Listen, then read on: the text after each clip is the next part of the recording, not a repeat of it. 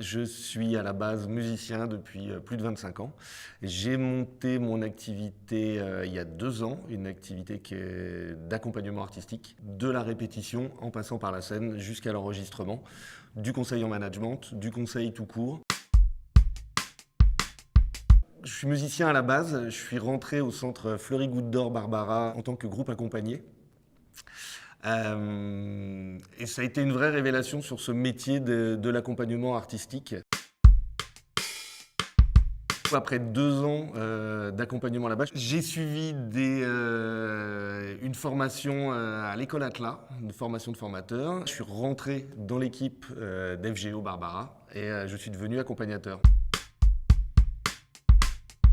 J'ai créé une micro-entreprise, donc je suis gérant. L'avantage de la micro-entreprise, c'est qu'on est sur une formule qui est assez simple au niveau juridique, de la paperasse, toutes ces choses-là que, en tant que bon musicien, je n'aime pas énormément. Donc voilà, pour ça, je trouvais que le compromis était bien. Il y a 2 choses en fait dans une micro-entreprise, c'est qu'il y a un chiffre d'affaires sur lequel on va être taxé. Sur ce chiffre d'affaires, on se verse ce qu'on veut, on peut se verser l'intégralité de ce qu'on touche. Moi, je ne me verse pas l'intégralité de ce que je touche. Je garde toujours, j'ai un vrai fonds de roulement sur ce que me rapporte mon entreprise. Techniquement, je me paye grosso modo, en moyenne sur l'année, ça doit être 1 500 € par mois, net. Il est hors de question pour moi de ne travailler qu'avec des personnes qui vont pouvoir me rémunérer à ma juste valeur.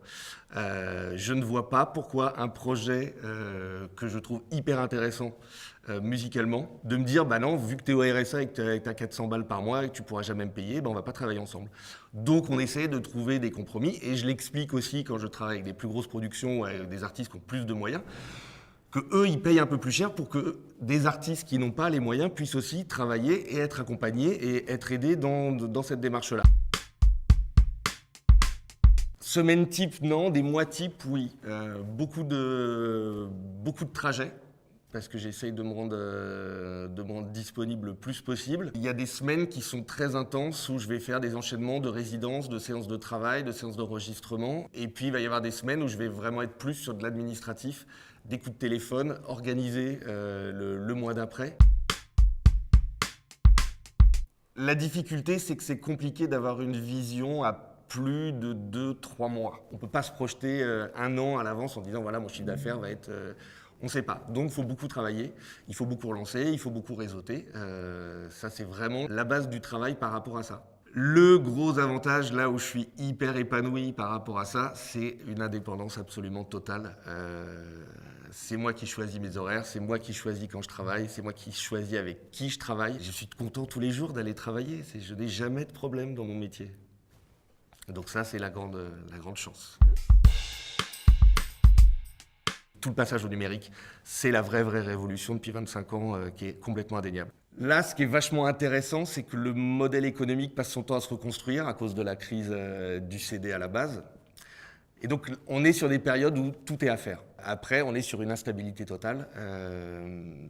Il est impossible de prévoir ce que sera le monde de la musique dans 3 ans actuellement. Les artistes qui faisaient un énorme buzz sur Internet, qui sortaient des super productions, mais qui sur scène ne tenaient pas la route, bah là, ça marche plus. Il faut qu'il y ait une vraie proposition scénique. Donc c'est là-dessus qu'il y a une vraie évolution depuis 1 an et demi, 2 ans, qui va, à mon avis, durer un petit peu, avec ce retour du rock et tout, de rock psychédélique. Il y a plein de choses qui sont vachement intéressantes par rapport à ça. Et même dans les musiques électro, on demande d'avoir des prestations live qui sont intéressantes. Donc c'est là-dessus où je pense qu'il y a un vrai truc. Moi, je parle de l'artistique. Point de vue économique, on ne sait pas. Travailler dans le monde de la musique, c'est pas choisir un métier, c'est faire un choix de vie. On n'est pas là parce qu'on va gagner énormément d'argent, même s'il y en a évidemment qui gagnent énormément d'argent, mais c'est pas la base du métier. L'important, c'est qu'on va travailler avec des gens qui humainement ont envie de partager énormément de choses et une passion commune. Et c'est ça qui est vachement intéressant dans ce métier. Il faut arriver à avoir une sécurité financière qui te permet d'être à fond dans ce que tu as envie de faire musicalement derrière. Quel que ce soit DJ, que ce soit musicien, ou que ce soit de vouloir faire du management ou du conseil ou des choses comme ça. Il faut payer son loyer.